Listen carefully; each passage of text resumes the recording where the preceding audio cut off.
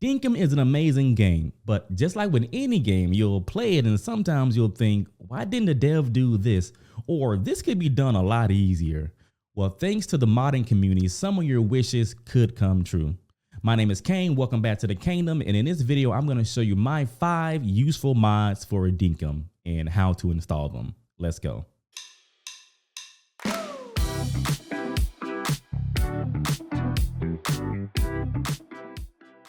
Before we can install any mods, there's something you need to have downloaded first. It's called Bimpin X6. Bimpin X6. I don't know how you pronounce it, but there's a link down in the description.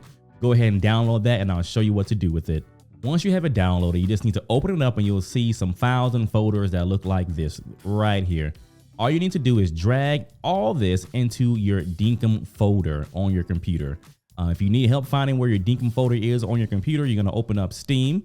Like so, you're going to go into your library, you're going to click on properties, and then you're going to go to local files and browse, and that will open up your Dinkum folder. So again, all you have to do is drag everything in here over into your Dinkum folder, and it'll look something like this, okay? And once you do that, only thing you need to do is go ahead and click on dinkum.exe and open up the game, let it load up, and then close it down, and then everything from Bimpin X6 will be installed, and your folder should look like this. There'll be a bunch of different folders in here, and one of those folders is plugins. That's where we're going to be putting the mods that you're going to be using, okay? One of the many things you're going to be doing in this game is earning dinks, because you need a lot of dinks to pretty much accomplish everything in this game. So wouldn't it be cool if you could just open up your inventory, hover over an item, and it tells you exactly how many dinks each item is worth? Well, with Value Tooltip, you can do just that. So any item in the game, you can hover over it and it'll tell you exactly. So for example, 10 animal food is 600 dinks. These 2 feathers are 720.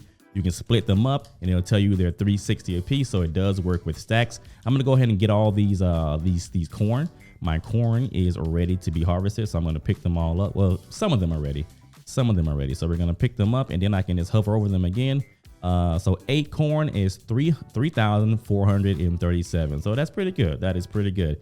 That will make your life a lot easier and you'll know exactly how much each thing is worth. So definitely pretty useful. Believe it or not, one of the hardest things in this game is actually just picking up items off of the ground. I'm not sure why, but sometimes it can get a little tricky. But thanks to auto pickup, you don't have to worry about that at all. So let's take a look. It's kind of hard to show this in a video, but if I were to break open this rock and just walk over it, it just automatically picks it up. It's pretty simple. It does what it says it does, auto pick up. And this works with anything. So I can just pick up the stone by walking over it. If I go over to this little bush here, I can harvest it and then just pick them up by walking over it. Yeah, it just does what it does. It just does what it says. It's pretty simple. Not much really to explain.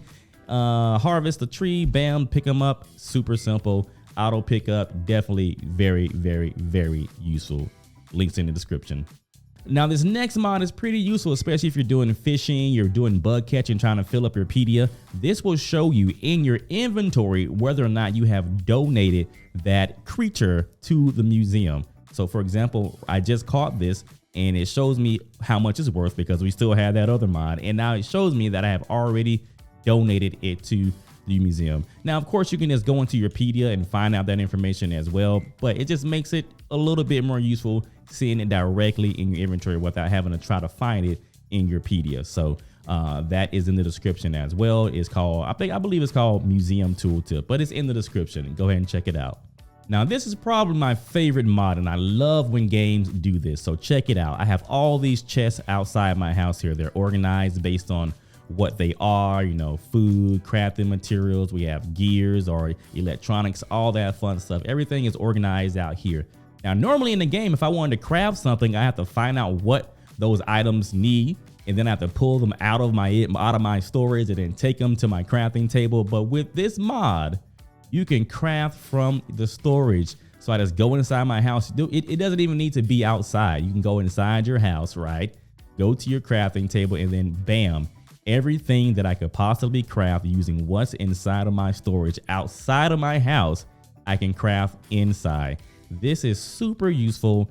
You don't have to go back and forth. You don't have to find the precise exact things you need, and you can see exactly all the things you have to craft with. Super useful. It doesn't make sense from a logical standpoint, but it makes sense from a quality of life standpoint, which is why I love it. So grab this mod immediately to make your life so much easier. This is the Craft from Storage mod. And again, everything is down in the description.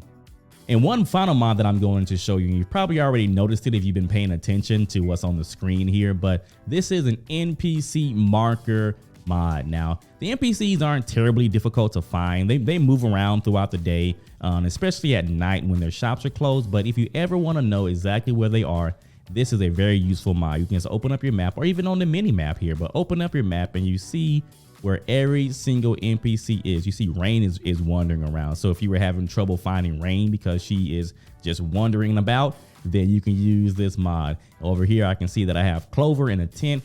It's very useful. It's very, very, very useful, especially for those who may have their island more spread out than I do. Maybe you have your shops all over the place and you can't find your NPCs. This would make your life so much easier. So grab this. This is the NPC markers mod. And again, the link is in the description. Well, there you have it, folks. Those are my 5 useful Dinkum mods. I kind of chose mods that increase the quality of life in the game rather than change how the game worked or made the game easier. But if you're looking to do things like that, there are definitely a lot of mods out there. So you can take a look and see what fits your playstyle. Just because those mods aren't for me doesn't mean they aren't for you.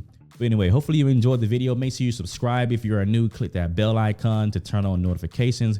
We are doing a ton of streaming here on YouTube now, Dinkum, Animal Crossing, and there's a ton of new games coming out as well. So we're going to be streaming those. Anyway, I will see you in the next video. Hopefully you enjoy. Bye.